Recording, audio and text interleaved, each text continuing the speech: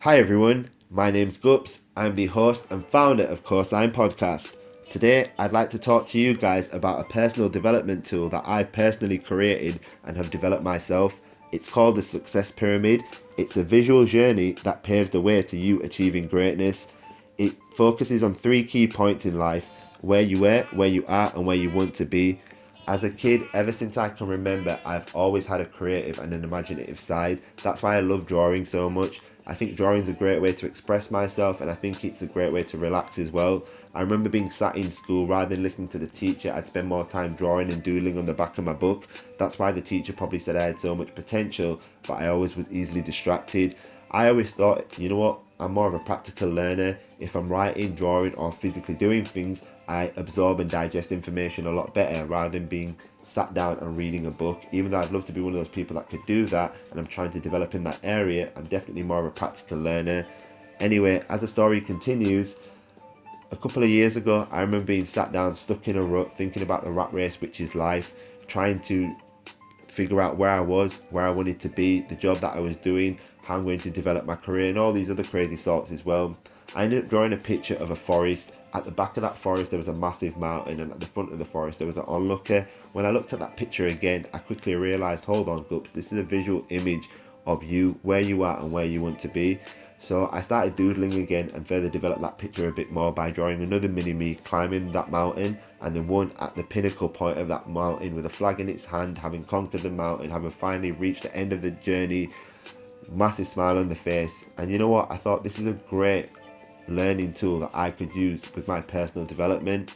Being inspired by Maslow's 5 tier hierarchy of needs for humans, I decided to turn that mountain into a pyramid and created my own 3 tier hierarchy of needs with minimum, medium, and maximum expectations for my jobs and careers.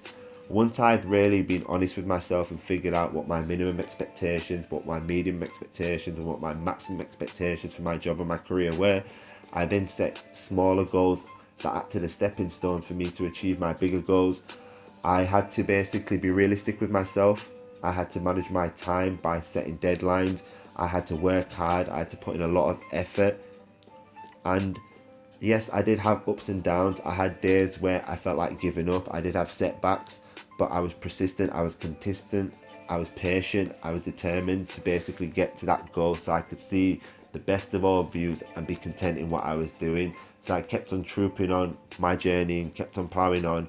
And I'm thankful to say over time, with a lot of focus and a lot of hard work, I've managed to get through my minimum expectations in terms of my jobs and my careers.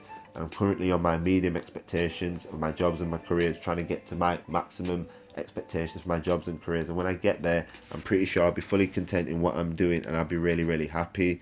Now, I think this is a great learning tool for you guys as well, especially if you're working in your jobs, trying to develop your careers or even develop personally as well in life. It's very easy for you guys to do. All you need to do is draw a triangle, divide that triangle into 3 sections.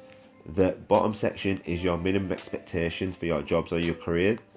The middle section is your medium expectations for your jobs and career. And the top section is your maximum expectations for your jobs and careers. Like I said, be honest with yourself, be realistic. What do you actually want from your job and your career? What do you see yourself doing? If you don't see yourself as a cashier, there's no point saying it. If you don't obviously see yourself stuck in an office doing a day-to-day job like that, then don't put it down. Be honest with yourself. If you don't like working outdoors, don't put it down. What do you see yourself doing? Once you've been honest and you figure that out, you can really take a look and think, okay, what do I need to do to get there? Is it voluntary work that I need to do? Is it a bit more training? Do I need to go get a qualification by going back to college or university? Or do I need to apply for another job and develop my career and my work life in that aspect? Either way, believe in yourself, believe in your goals, know that it will take time, nothing's going to change overnight, even though I really wish it could do for you. Be patient, be persistent, be consistent, and put in the hard work and the effort that your goals and your dreams deserve, because that's all you're going to get back in return. And hopefully over time, you'll go from your minimum expectations to your medium expectations to your maximum expectations, and you'll be able to see that pinnacle point in your job and your career and be content in what you're doing. I hope this podcast has been helpful and informative.